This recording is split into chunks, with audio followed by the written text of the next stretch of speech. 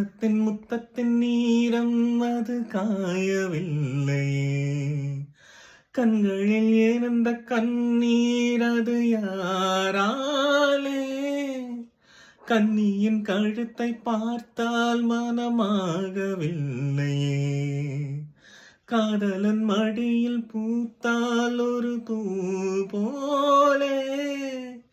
மன்னவனே உன் விழியால் பெண் விழியை மூடு, ஆதரவாய் சாய்ந்து விட்டால் ஆரிரரோ பாடு.